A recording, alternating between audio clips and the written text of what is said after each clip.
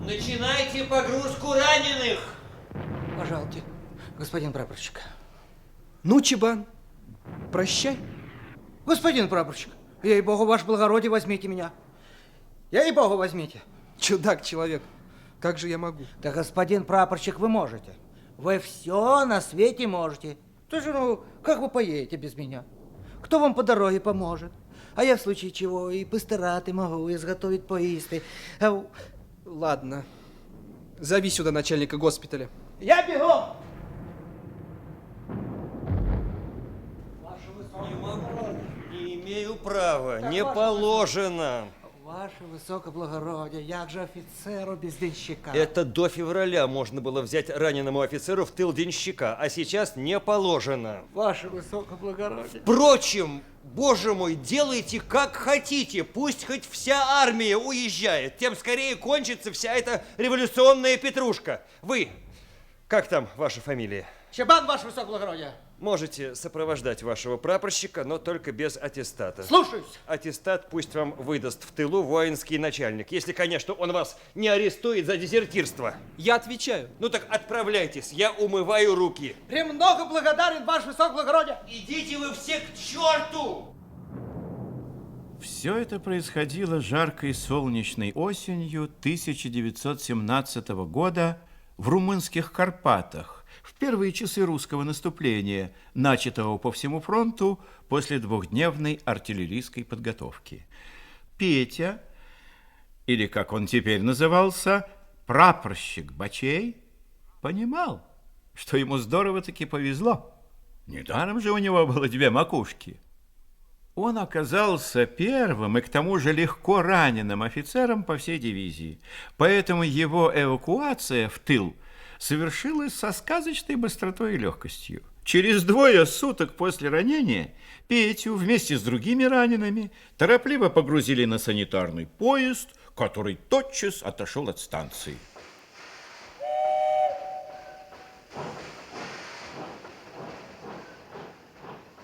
Целый день поезд утомительно медленно полз среди гористых пейзажей, осенних рощ, часто останавливался, пока к ночи окончательно не остановился на станции Яссы, забитой воинскими эшелонами и маршевыми ротами. Петю выгрузили и вместе с другими ранеными перенесли в какой-то громадный сумрачный католический монастырь, превращенный в госпиталь. Послушайте, господа, сколько нам еще ждать? Уже сутки прошли, а мы не с места. Тыловые сволочи. Господин прапорщик, разрешите доложить? Говори, Чебан, что там на станции? Плохо дело. Встретил земляка своего. Говорит, немцы фронт прорвали, в наступление перешли, теперь никто ничего не знает, и где свои, и где чужие. Подлецы! Вы слышали, господа? Ах, подлецы! Да ведь так вместо госпиталей в плен можно угораздить, господа. Чебан, одеваться! Слушай. Мы идем к коменданту. Нет, черт бы их побрал! Сапожники, шляпы, довоевались. Послушайте, прапорщик, сгрейте их там как следует. Да цукните их хорошенько, прапорщик. Покажите им, коллега, Кузькину мать, ля мэр де ла Кузька. Же Кампрон, я понимаю. Не волнуйтесь, господа, я иду к коменданту. Я разнесу их там всех в пух и прах. Чебан, поддержи меня. Осторожно, господин прапорщик. Осторожно. Осторожно. Посторонним входить коменданту не велено. Это я посторонний? С дороги. Ты, ваше благородие, не шуми. С дороги? Не видишь, с кем разговариваешь? Видали мы такие. С дороги? Что здесь происходит? Господин капитан, когда прекратится этот кабак? почему нас выгрузили здесь и не отправляют дальше? Во-первых, попрошу вас не скандалить и стоять по уставу, когда вы обращаетесь к офицеру старшему по чину. А во-вторых, какого дьявола вы суетесь не в свое дело? Распустились. Когда отправят, тогда и отправят.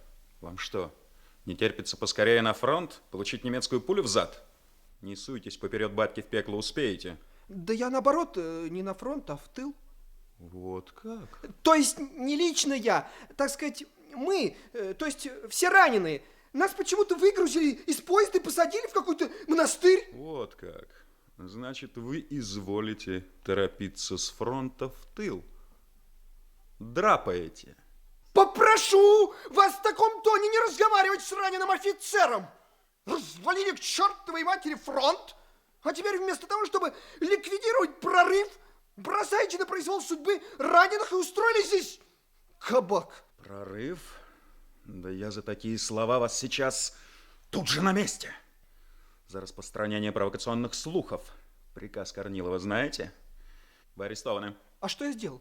Ваше оружие. А что я сделал? Оружие. Часовой. Взять под стражу. Слушаюсь. Сдай оружие, ваше благородие. Не понимаю, что это происходит? Я требую, чтобы меня выслушали.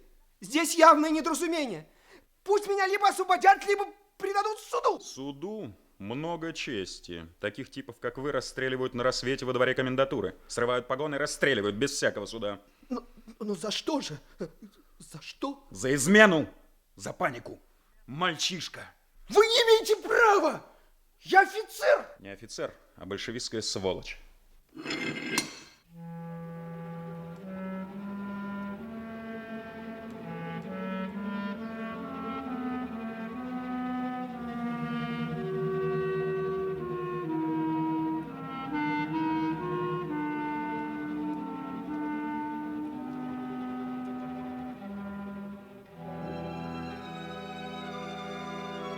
Теперь Петя уже не сомневался, что с минуты на минуту его вытащат из комнаты в сад, толкнут к стене, и он даже как бы видел перед собой эту стену с отвалившейся штукатуркой, обнажившей розовые кирпичи.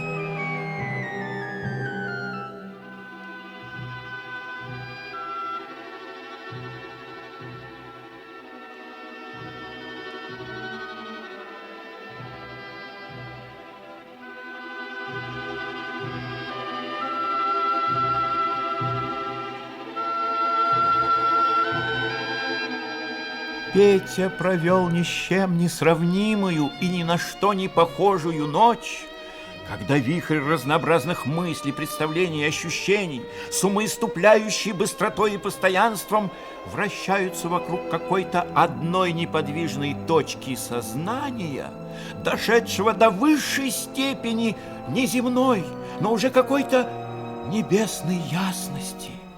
Петя чувствовал себя песчинкой в завитке взбаламученной волны, которая, сверкая на солнце, катилась к берегу, каждую минуту готовая вдребезги разбиться о скалы. Но ведь он был не песчинка, он был живой. В нем был заключен весь мир со всей древней и новой историей, религией, химией, поэзией, астрономией, а главное — с неистребимой жаждой и силой жизни. Прапорщик, получите ваше оружие. Вы свободны. И не задерживайтесь.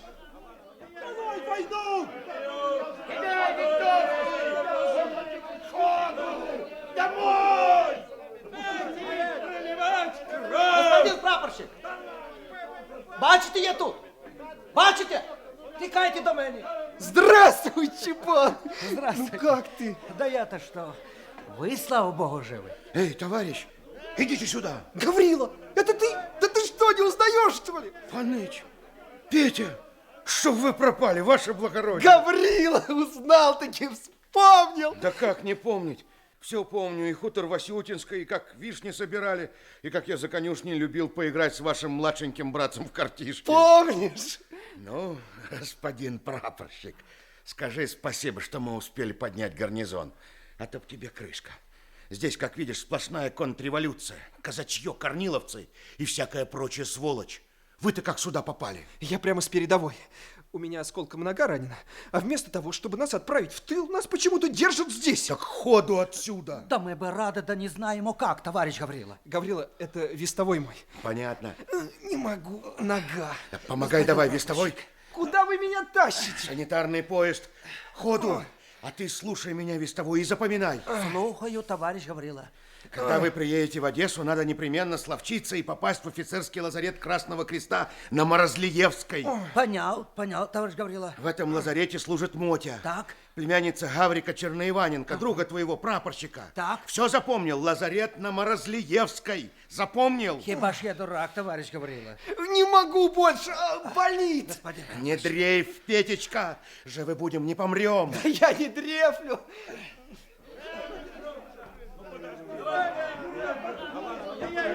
Санитарный поезд Красного Креста окружила толпа раненых офицеров, которые требовали, чтобы их пустили в вагоны. Но это было очевидно невозможно, так как даже в окна было заметно, до какой степени они набиты. Петя совсем обессилел от боли. Он видел, что в санитарный поезд можно попасть только чудом, а в чудеса он уже давно не верил. Неожиданно Гаврила вскочил на подножку вагона и, вынув из кармана вагонный ключ, отпер дверь. Появились солдаты в халатах, санитары, мелькнуло испуганное лицо сестры Милосердия с красным крестом на груди. Потом Петю взяли за плечи и за ноги, а Чабан поддержал его голову, чтобы она не болталась, потянули вверх, и Петя очутился в коридоре переполненного сверх всякой меры санитарного вагона на тюфяке, разложенном на полу.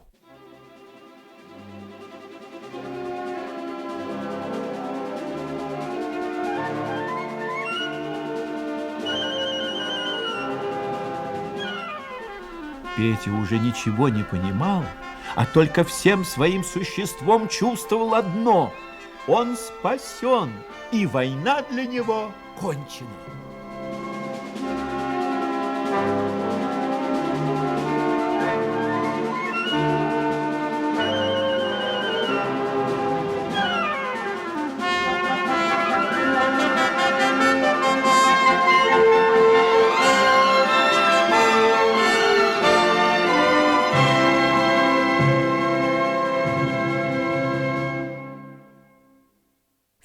Здравствуйте, Петя, Петр Васильевич.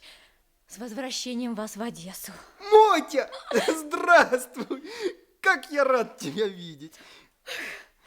Как хорошо, что вы попали в наш лазарет, Петр Васильевич. Мотя, какой я тебе Петр Васильевич? Ну как же, вы офицер, а я нянечка. Это не имеет значения. Нет, и имеет значение. Ну, хорошо, хорошо. Раз так, то я тоже буду называть тебя по имени-отчеству. Матрена Терентьевна. Нет, моя прелесть, я никогда не буду тебя называть Матрена Терентьевна. Ты для меня маленькая, симпатичная Мотя. Или, может, ты забыла, как мы с тобой когда-то дружили, и как собирали подснежники, и как ты меня тогда на хуторе Васютинской под черешнями от ревности чуть не поколотила. И даже таки поколотила. Тем более. Ну так, да, я тебя поцелую. Не трожь ты. Почему? Я замужем. Ты шутишь? Ей-богу, святой истинный крест. Ну что же, поздравляю тебя от всей души.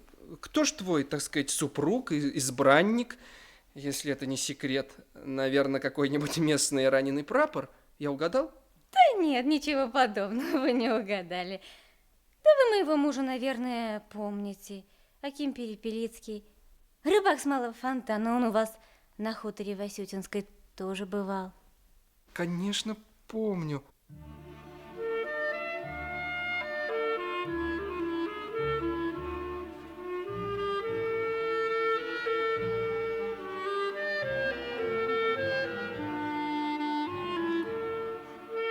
Воспоминания нахлынули на Петю.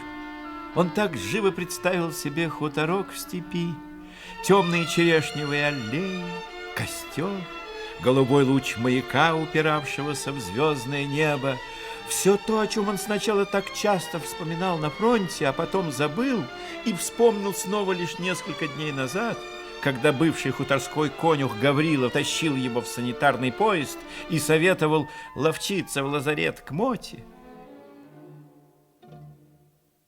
Море, степь, звезды, юность, любовь. Неужели все это когда-то было? Боже мой, как зеркально блестели тогда дочерно-красные, крупные спелые ягоды черешни, отражая весь этот степной мир полыни и белого пыльного солнца.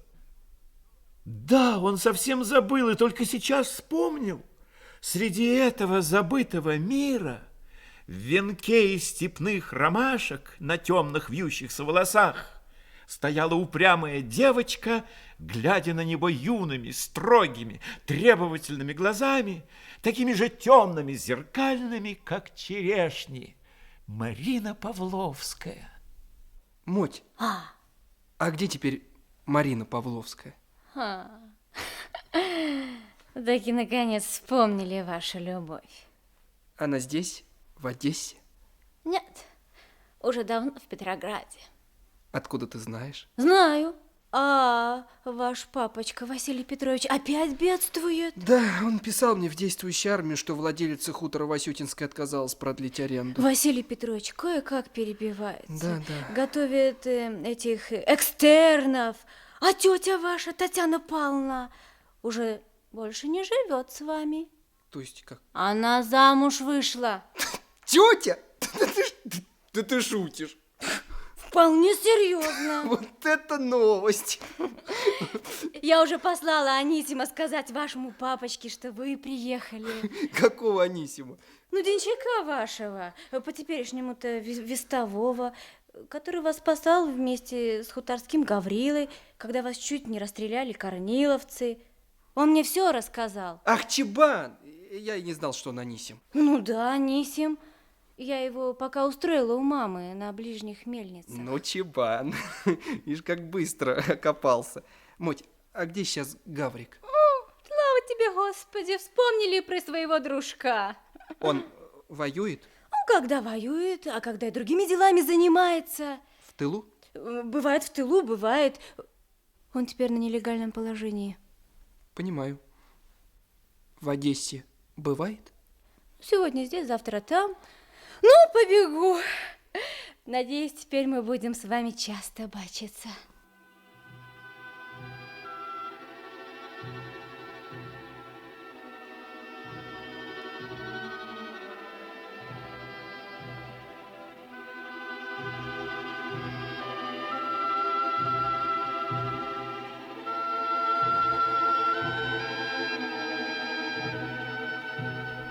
Петя повернул голову и увидел в дверях отца. Ну, боже мой, как он переменился. Отец заметно посидел. Теперь его волосы почти сплошь были серые.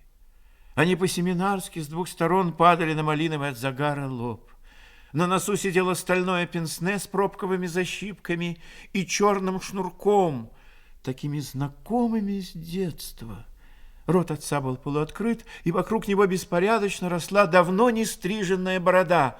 Серые брови были горестно подняты, в глазах блестели слезы.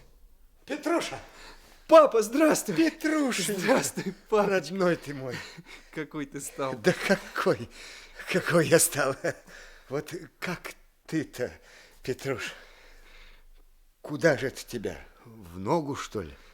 Верхнюю часть бедра. Что ж, на вылет? Угу, на вылет. Осколком гранаты.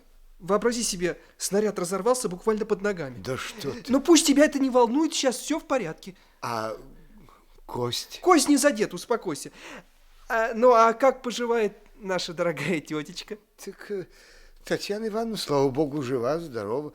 Ну, впрочем, ты, наверное, уже слышал, она вышла замуж. Да, мне сказали. Да. Вот видишь, какое происшествие.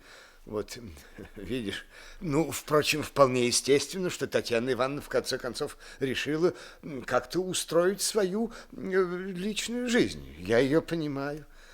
Это святая женщина, она ведь перед образом Спасителя дала нашей покойной мамочке слово, что воспитает вас, ну, тебя и Павлик. И она это слово сдержала, и, пренебрегая, быть может, собственным счастьем, она все отдала вам, тебе и Павлику.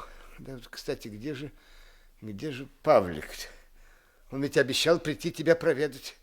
Обещал прийти, и вот, знаешь, Петруш, Павлик ведь совсем от дома отбился. Живет на ближних мельницах у Черноиваненко, стал настоящий пролетарий. Привет. А вот и Павлик, легок на помине. А, сеньор! Сеньор. Сеньор! Очень приятно вас видеть. Что это у вас, сэр, под глазом? Где? Вот. Это? Да. Да ничего особенного. Обыкновенная блямба. А ты видишь, ничего Блямба. особенного. Мы вчера дрались с бойскаутами. Кто это мы? Я и Женька Черноиваненко. Это который Мотин братец? Он самый. Мы с Женькой за социалистическую революцию. А они... Что такое? Что? Нога. Рано?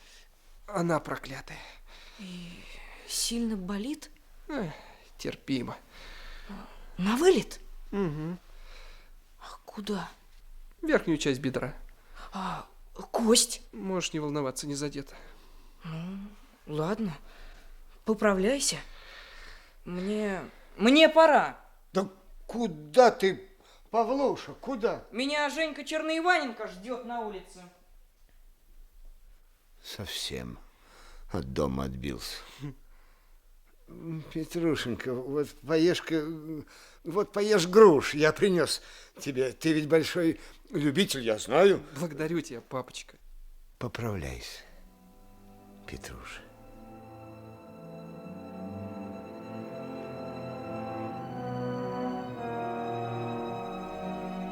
После ухода отца Петя впервые не только понял, но и ощутил всей душой те изменения, которые произошли вокруг за последние годы. Эти изменения медленно и неощутимо накапливались, почти не останавливая на себе внимание, пока в один прекрасный миг не превратились во что-то совсем новое, ничуть не похожее на то, что было вокруг Пети раньше. Изменились люди, характеры, судьбы, изменилась вся жизнь. И теперь Петя с изумлением, как бы очнувшись после очень глубокого сна, вдруг попал в совершенно новый мир, где его окружали хорошо ему знакомые и все же до неузнаваемости изменившиеся люди. А сам Петя, был ли он прежним? Что его ожидает? Как он будет жить дальше? Через несколько дней навестить раненого племянника зашла также и тетя.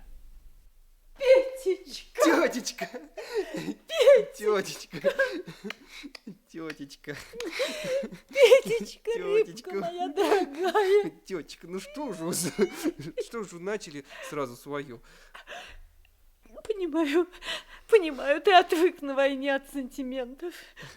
Ты стал грубый солдат с ледяной душой, закаленный в сражениях.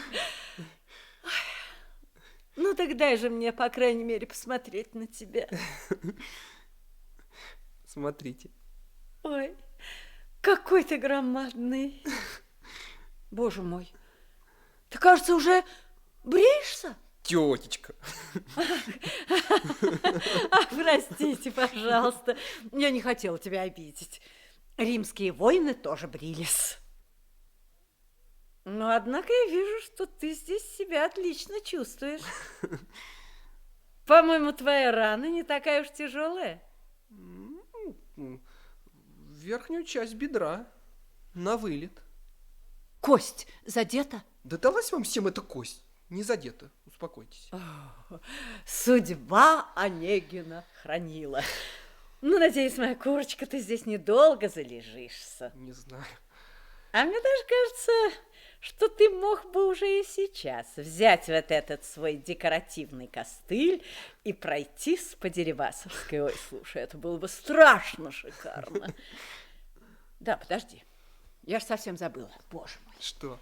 Ты, конечно, куришь. Ну, так вот я Тетечка. на тебе 100 папирос сама набивала. Спасибо. Сигизмунд Цезаревич предпочитает курить папиросы исключительно домашней набивки. Какой Сигизмунд Цезаревич? Мой муж. Теперь моя фамилия Янушкевич. А знаешь, Петечка, у меня есть новый замечательный проект. Открыть нечто вроде частной библиотеки с маленьким читальным залом, где каждый интеллигентный человек за небольшую плату имел бы возможность в тихой семейной обстановке прочесть свежий столичный журнал, газету, новую книгу. Тетечка. Ага, понимаю. Ты, наверное, думаешь, что это моя очередная фантазия? Вроде домашних обедов или хуторка в степи, да? Да нет, тетечка, я ничего не думаю. Ну, не ты, так Василий Петрович. Он вообще всегда считал меня фантазеркой. Что ж, может быть. Может быть, и эта библиотека-читальня тоже не больше, чем фантазия. Но, друг мой, ну, надо же как-то жить.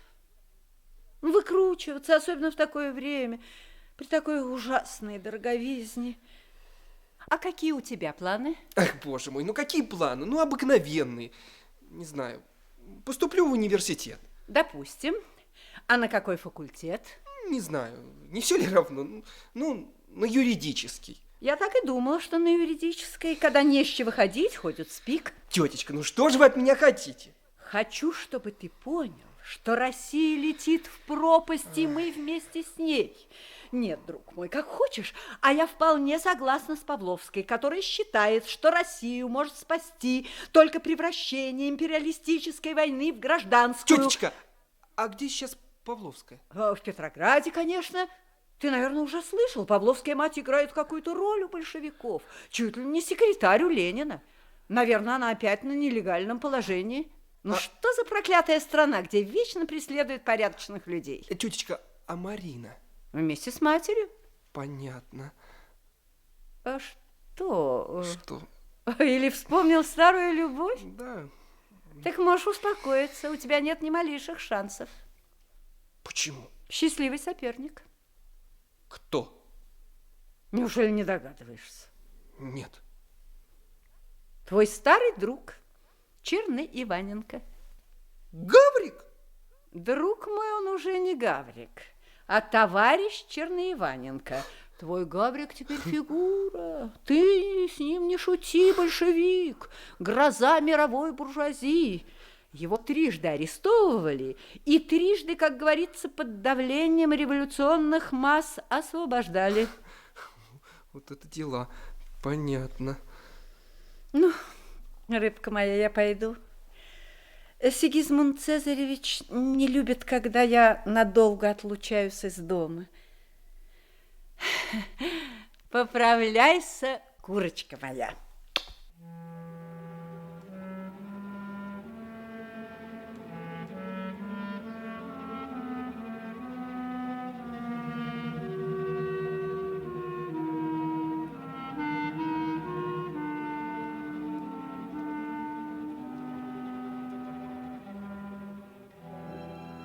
Петю очень взбудоражило свидание с тетей. Впервые за все время пребывания в лазарете он так дурно провел ночь. Первый раз за последнее время, а может быть и за всю жизнь, Петя Бочей со всей серьезностью взглянул на себя со стороны и задумался о своей судьбе. Он понял, что плывет куда-то без руля и ветрил, погруженный в полусонный мир придуманного счастья и воображаемой независимости. А ведь были же порывы, высокие мечты. Куда же все это девалось?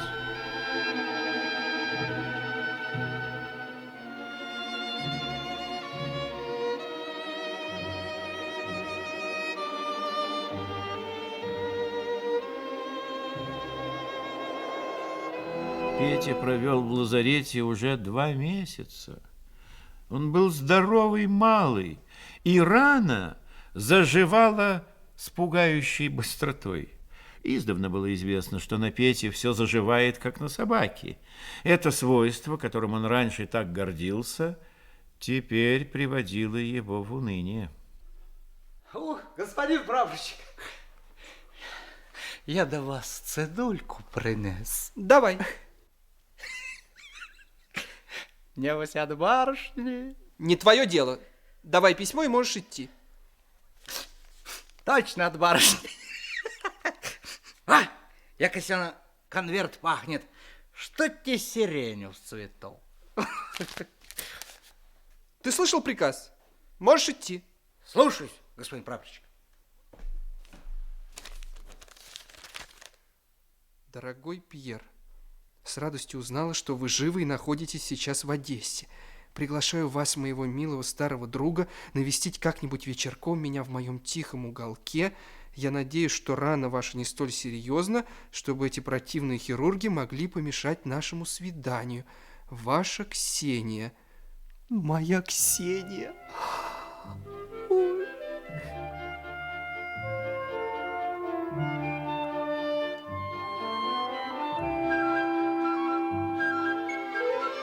Петина воображение заиграло со страшной силой. Это было письмо от некой Ксении Сеславиной, правнучки героя Отечественной войны 1812 года, с которой у Пети года 1,5 назад завязалось фронтовое заочное знакомство в письмах. Явление в то время довольно распространенное.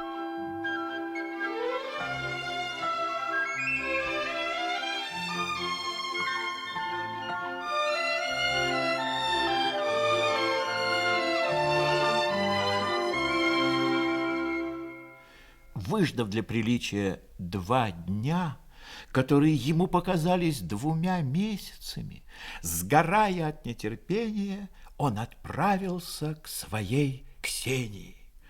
Петя опирался для шику на практически ненужный лазаретный костыль. Он ожидал увидеть большой особняк или, в крайнем случае, старинный флигелек времен Дерибаса, спрятанный в зарослях персидской сирени. Однако все оказалось совсем не так. Петя попал в полуподвальную квартиру большого доходного дома, где его встретила худая, рослая, пожилая девушка с черной бархатной ленточкой на открытой жилистой шее, с длинными желтыми зубами, в которых она держала тонкую папироску. Здравствуйте. Вы прапорщик Бачей. Я не ошиблась. Так точно. Я Ксения. Вы как раз кстати. Вы нам крайне необходимы. Вы будете Простаков. Какой Простаков? Мы репетируем «Недоросль» Фанвизина. Сбор от нашего спектакля пойдет в фонд помощи Красного Креста. Вы будете замечательный Простаков. Да, но я... Там всего несколько слов и очень несложный костюм. На худой случай можно надеть простую косоворотку с шелковым поясом. Шелковым поясом? Но как же я... Костыль оставьте в передней. Я вижу, он вам совсем не нужен. Проходите, проходите, проходите. Месье и медам, позвольте вам представить моего старого друга, прапорщика Бачея. Он ранен, но не настолько, чтобы не сыграть в Простакова. Прошу вас, Пьер, познакомьтесь. Шура и Мура Заря-Зареницкие, дочери генерала Заря-Зареницкого, ваши будущие партнерши. Шура Заря-Зареницкая, Мура Заря-Зареницкая. Прапорщик Бачей. Пьер, возьмите вашу роль. Я не понимаю, чему вы улыбаетесь? Вы скептик. Месье, медам, продолжаем репетицию, продолжаем репетицию. Вы, собственно, кто? Я господин Простаков. Поздравляю. Я ваша супруга, госпожа Простакова. А я нянька Митрофанушки Еремеевна. Послушайте, прапорщик, вам очень хочется играть в этом спектакле? Если честно, то совсем не хочется. И нам тоже не хочется. Так давайте. Я согласен. Но как? Вы же военный. Пойдите на военную хитрость. На какую хитрость? Ну, вы можете сделать вид, что вам стало плохо. Могу. Ну так делайте. Ксения! Да, я слушаю вас, да. Ксения, извините, прапорщику Бачею стало плохо. Боже мой, вам нужна помощь. Извините, рана еще не совсем зажила. Слабость, знаете. Я сегодня первый раз вышел. Ксения, не беспокойтесь. Мы проводим прапорщика в лазарет. Конечно. Поправляйтесь, Пьер. Благодарю. Роль Простакова останется за вами. Идемте. Идемте же скорее. Сейчас я только возьму свой костыль.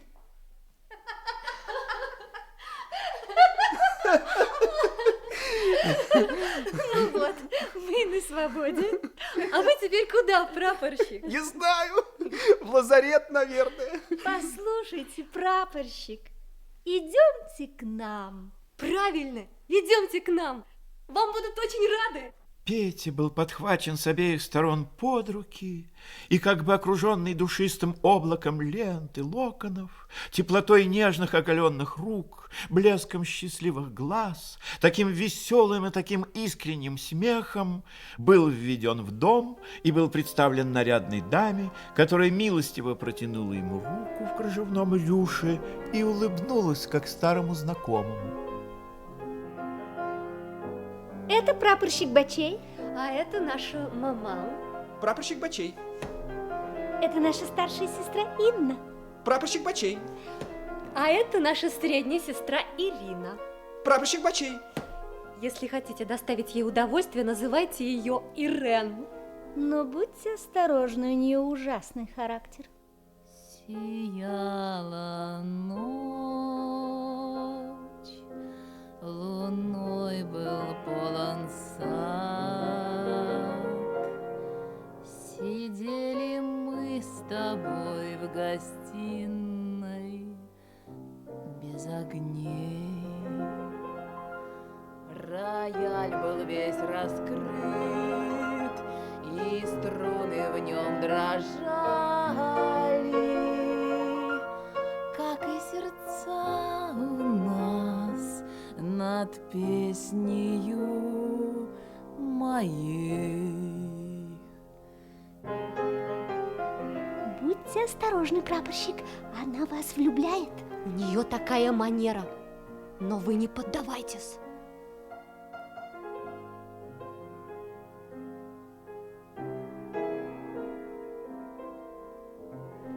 А я вас давно знаю.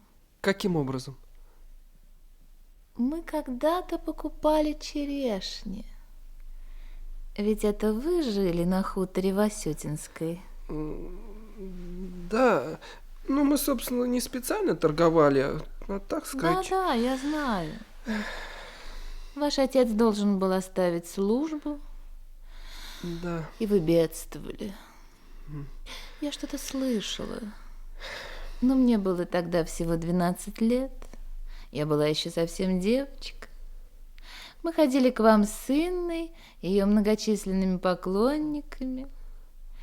Я подставляла корзинку, а вы сыпали черешни. Ну, вы меня, наверное, совсем не помните. Да, не помню. А я вас очень хорошо запомнила. Вы были в летней гимназической курточке, без пояса и босику. Черномазый мальчуган, у вас волосы на макушке торчали, как у индейца. Разве? Мне это ужасно нравилось. А. Сияла ночь, луной был полон сад. Пойдемте в сад. Пойдемте. Коснуться рук твоих не смею, А ты любима и близка, в воде, как золотые змеи, блестят огни Кассиопеи и проплывают облака. Это что? Стихи. Ага. Коснуться берега не смеет, журча послушная волна, как море сердце пламенеет, и в сердце ты отражена. Я отражена в вашем сердце? Да. Молчите, не говорите мне ничего. Вам не холодно? Нет. Послушайте, не шутите. Да. Это все очень серьезно. Да-да. Может быть, более серьезно, чем вы думаете. Со мной Более... так первый раз в жизни. Верьте мне. Вы мне верите? Верю. Прошу вас, приходите к нам. Дайте мне слово. Даю. Я буду ждать вас, милый.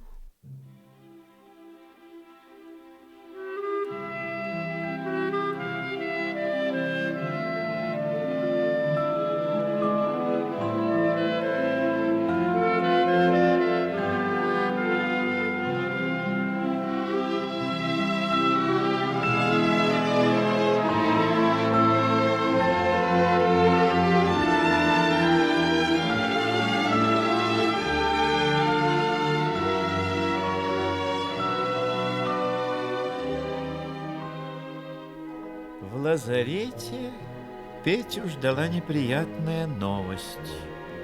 Его вызывали на завтра в медицинскую комиссию.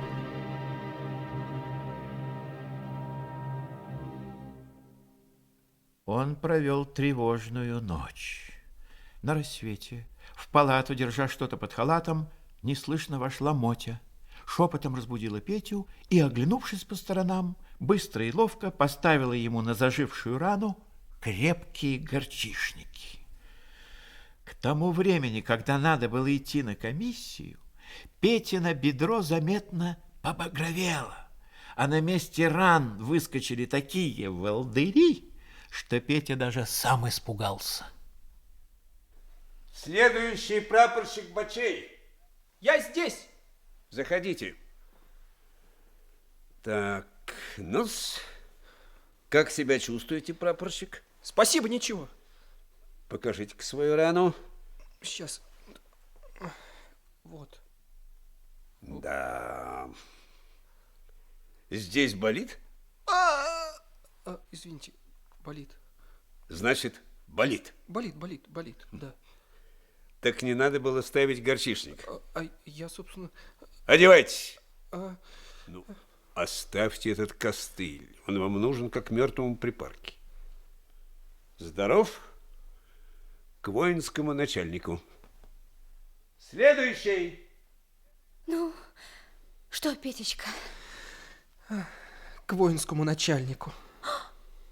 И вы, Петечка, пойдете? А что ж делать? Не ходите. Честные, благородные, не являйтесь. Как же я могу не явиться? Вот просто так не являйтесь, и все. Нельзя, Мотечка. А я кажу, можно. Слушайте здесь. Идите отсюда прямо как есть на ближние мельницы. А ваши вещи пускай черным ходом забирает Анисим и несет следом за вами. Понял, Анисим? Понял. Поживите пока что у нас. Дело говорит. Тем более, что и ваш знаменитый Павличек тоже у нас на ближних мельницах. Я не дезертир. А горчишники ставили? Это ты мне ставила. Не имеет значения. Горчишники, понимаешь, это еще ничего не доказывает. Горчишники это значит ловчиться. А драпать на ближние мельницы это совсем другое дело. Ну, если вам не жалко своей головы, то как хотите. Войне все равно конец. Скоро власть советом, и не будет больше никакой войны. Ей-богу, господин прапорщик, что вы чухаетесь, я не понимаю. Тебя не спрашивают. Я сам знаю, что мне делать.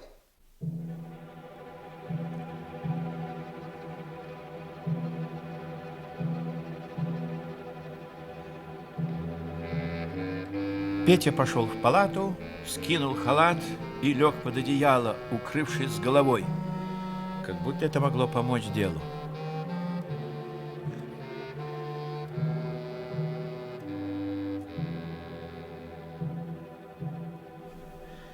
Пролежал он так до вечера. Он понимал, что как бы он ни решил, это его последняя ночь в лазарете.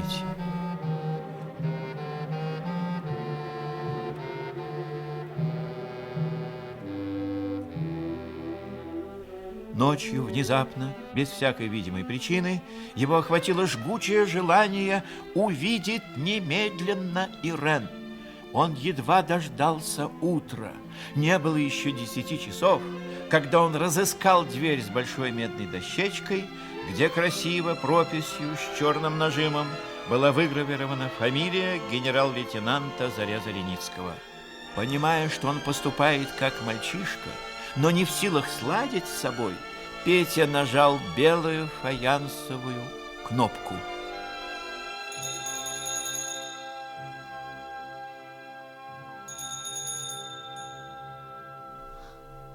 Я знала, что это вы.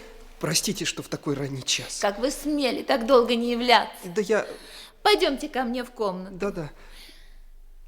Вчера с позиции приехал отец. Ну как там? На фронте что-то ужасное. Полное разложение. Солдатня совсем взбесилась. На какой-то станции отца вытащили из вагона и чуть не расстреляли. Он на силу вырвался. Боже мой! Боже мой, ну что же с нами со всеми будет?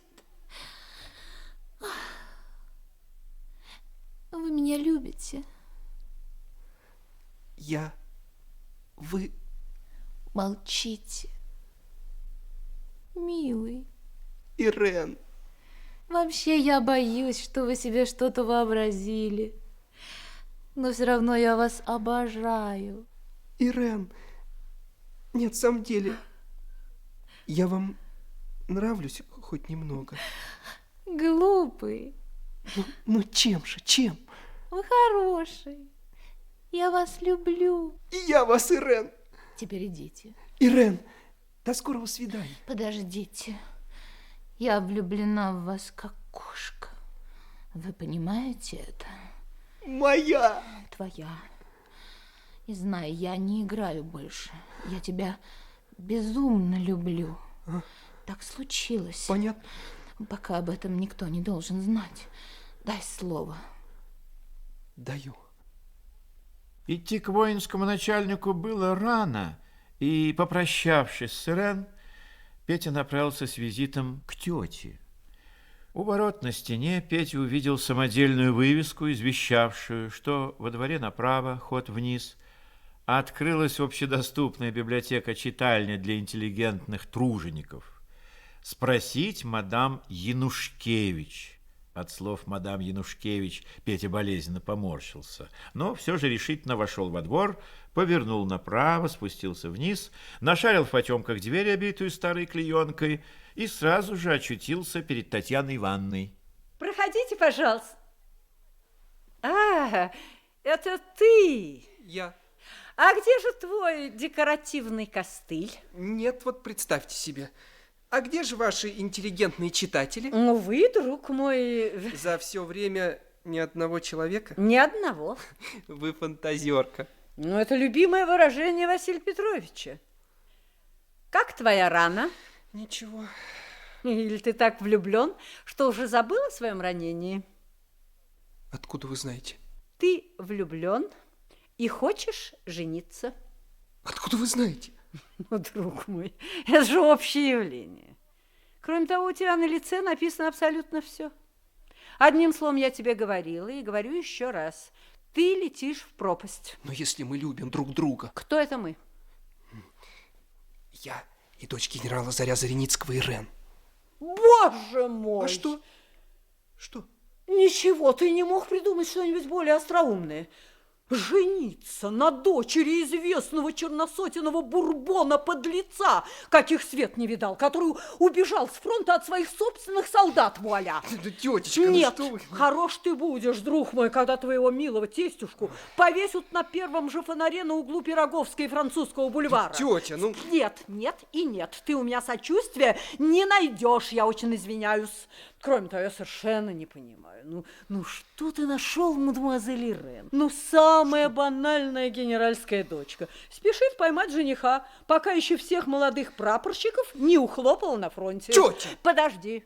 Подожди, наконец, неужели ты не понимаешь, что теперь не время для пошлых романчиков? Ну, очнись, последний раз умоляю тебя, очнись, оглянись вокруг, сделай выводы.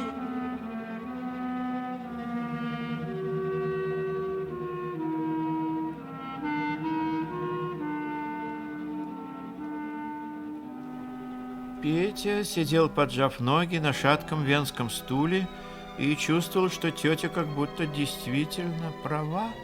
И он, Петя, в общем, делает что-то не совсем то.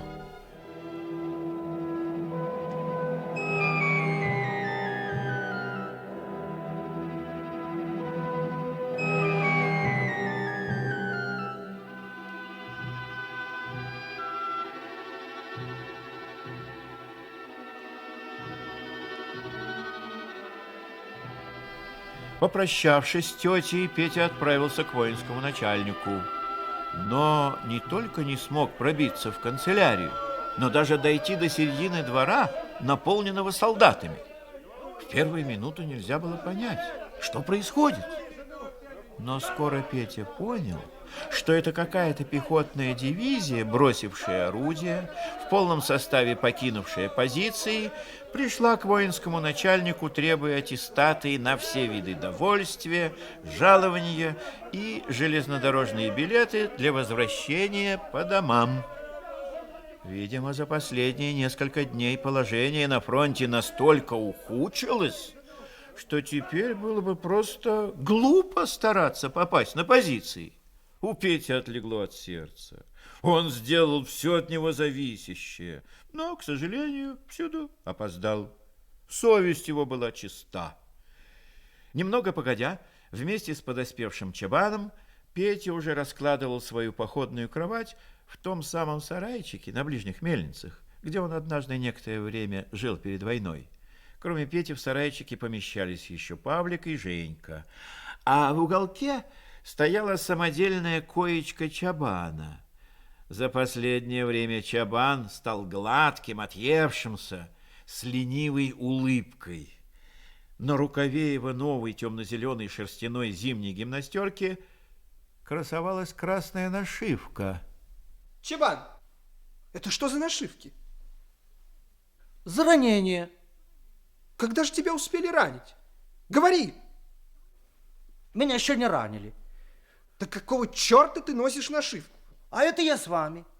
За компанию, как вы себе нашили, так и я себе нашил. Оригинально. Ну и араб же ты, братец. Так точно. Где ж ты без аттестата питаешься-то? Ой, где придется. Как, то есть? Да как когда в лазарете что-нибудь возьму себе в бачок, когда туточки в железнодорожных мастерских отольют из их кухни. Ишь вот ты. и То-то я смотрю, какой ты стал гладкий. Наполняется. А кто ж тебе стирает-то? Да хіба ж вокруг мало девчат, чешу. Так я вижу, тебе здесь в тылу совсем неплохо. Я к офицеру, так и его вестовому. Но ты, брат, до меня не равняйся. Обнаглел. Так точно. Разрешите, господин прапорщик, ненадолго сегодня отлучиться. Ладно, отлучайся. Небось, торопишься куда-нибудь к девчатам? Так точно. Да барышень. Валяй. Вечером перед сном Петя накинул на плечи шинель и вышел постоять за калитку. Было темно, холодно, сыро. Шел октябрь 1917 года. На станции Одесская товарная слышалось кряканье железнодорожных рожков, свистки маневрового локомотива, раскатистое постукивание вагонных буферов. Эти звуки, которые прежде вызывали у Пети манящие чувства дальних странствий, теперь потеряли всю свою прелесть и уже ничего не говорили его воображению, кроме того, что вот, наверное, составляется воинский эшелон или санитарный поезд. Но со всем этим было уже покончено. Для Пети все начиналось заново в этом мире, потрясенном войной и революцией, но все еще не рухнувшим. Словом, для Пети это было второе рождение.